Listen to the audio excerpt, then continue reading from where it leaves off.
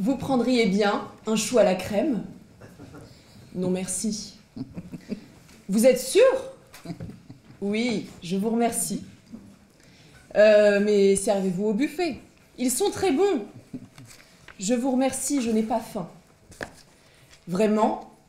Ah, on ne peut pas sortir de cette pièce sans s'être servi de chou à la crème. Attention! Rire des personnes présentes autour du buffet.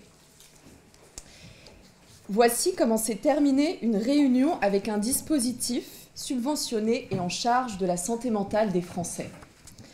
Alors que nous nous disions au revoir et que nous nous remercions de la présence et des présentations de chacun, entre membres du RPH, école de psychanalyse, et membres de ce dispositif, une personne m'invite, puis m'oblige à manger un chou à la crème, au risque de ne plus pouvoir sortir de cette pièce et d'être enfermée à tout jamais avec mes collègues, ces personnes et le buffet rempli de choux à la crème.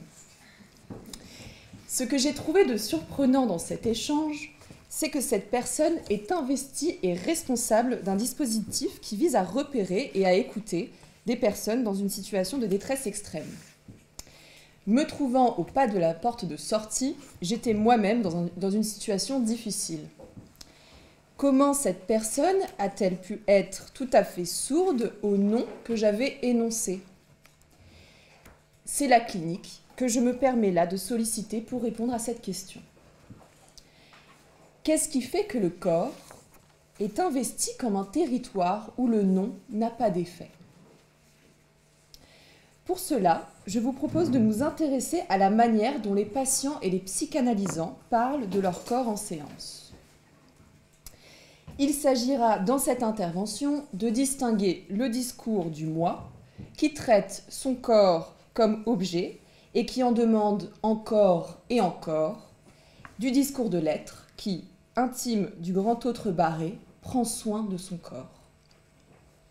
Ce qui pousse cliniquement à cette transformation de l'objet en corps sera aussi à repérer. C'est avec Emma, une psychanalysante, et Gabin, un jeune patient, que j'ai été enseignée de cette distinction entre ces deux registres. Sigmund Freud définit la pulsion en 1915 comme un concept limite entre l'âme et le corps.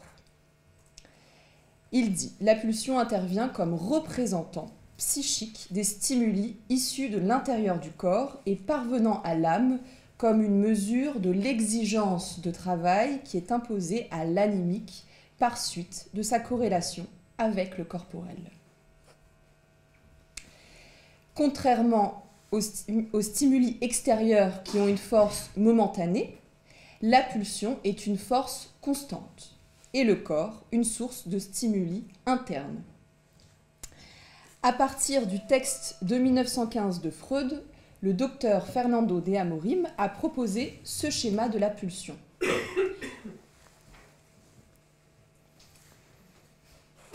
Est-ce que je pourrais avoir... Merci. Merci. Intéressons-nous plus particulièrement dans ce schéma-là à la première étape de ce schéma que j'aimerais présenter à l'aune du texte Esquisse d'une psychologie scientifique de Freud, publié en 1895. À cette date, Freud indique déjà l'existence d'une force constante qu'il nomme par sa quantité.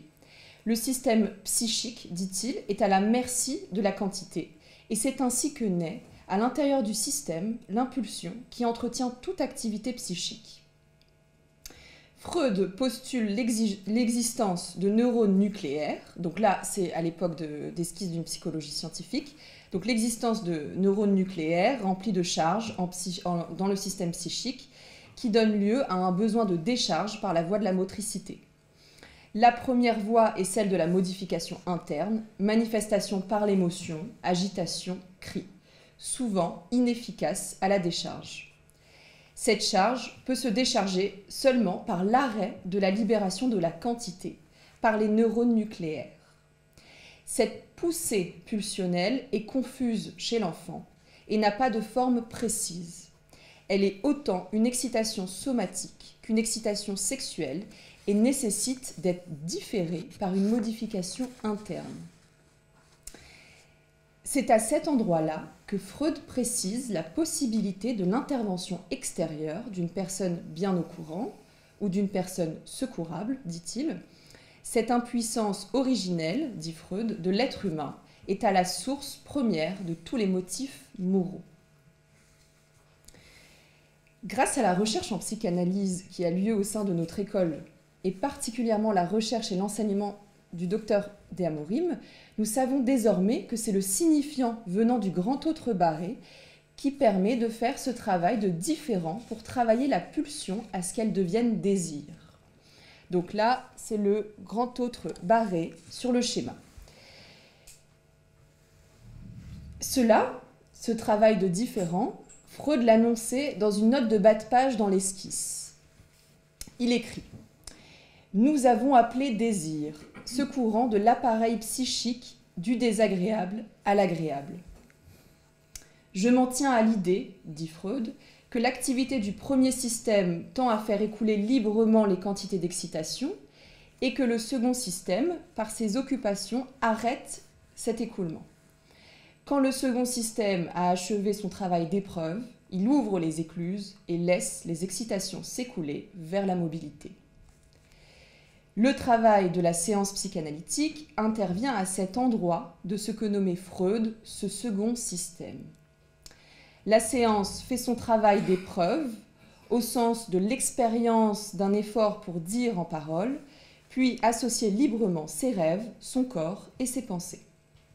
La suspension de séance ouvre les écluses, telle une expiration, permettant de passer de la stase à la mobilité et le dénouage d'un nœud.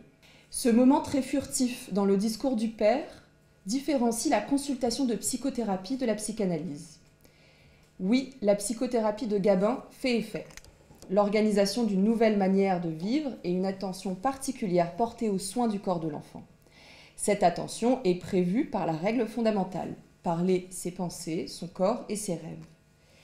Et pour autant, ces changements éducatifs et organisationnels ne règlent pas le symptôme qui s'enracine dans un endroit où les effets de la psychothérapie restent limités. Ce n'est pas parce que le soin du corps est présent dans le discours que le corps est soigné. Pour le dire autrement, c'est le moi du père et celui du fils qui est engagé en psychothérapie. La parole moqueuse du père peut être dite, entendue, mais elle n'est qu'une partie consciente de ce qui agit dans l'ombre, les organisations intramoïques du père. Cette parole vient donc de cet endroit et vise le corps de son fils. Donc là, vous pouvez le voir sur le schéma de l'appareil freudo-lacanien. Ça concerne particulièrement le centre de ce schéma qui sont les organisations intramoïques. C'est des pointillés verts. Donc ça vient de cet endroit-là, cette parole vise le petit a qu'il a et le moi du fils. Donc c'est le moi du père qui vise le petit a prime, qui est le moi de son fils. Je dis le moi de son fils puisque cette parole ne vise pas Gabin en tant que sujet. Ça concerne seulement une partie imaginaire de l'appareil psychique. En effet, cette parole est moïque et non vraie car elle nourrit la confusion quant aux limites du corps et aux sensations qui peuvent en émaner.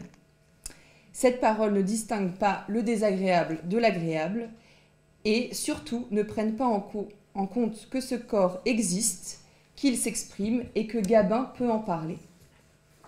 Au lieu de se draper des signifiants du grand autre barré, à cet endroit-là, et donc de participer à la transformation d'un affect désagréable à l'agréable, le corps de Gabin est tissé d'un raccord du nom des organisations intramoïques du père. Ce raccord vise à conserver le message que porte, là je cite le docteur De Amorim, le héros des organisations intramoïques des parents. En d'autres termes, ce raccord conserve le symptôme de l'enfant. C'est en psychanalyse que le moi pourra découvrir ces organisations intramoïques qui agissent à son insu, mais avec sa participation. Au moi de décider de les ignorer ou de choisir d'apprendre quelque chose sur lui-même.